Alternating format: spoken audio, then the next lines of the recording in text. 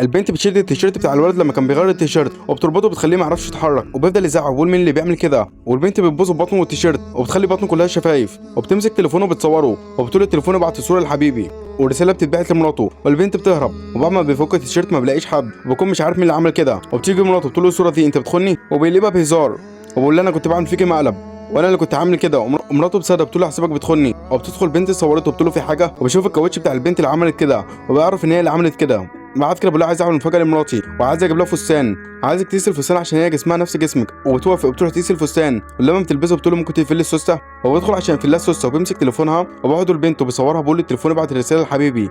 وبتيجي مراته وبتقول في ايه بس الرساله بتوصل لها هي. والولد بتشك فيها وبيقول لها هاتي تليفونك وبتضحك وبتقول له ده اكيد حد تاني اللي بعت لي رساله. والبنت بتتقلب عليها وبتقول لها انت بتعملي لي كده. وبيطلع ان مراته هي اللي متفق مع البنت عشان بيكون كاتب لها ان بعد الطلاق هتاخد الشقه $100,000 وبيديها الخاتم وبيقول لها كويس انك عملتي كده عشان كده مش عايزك وبيمشي.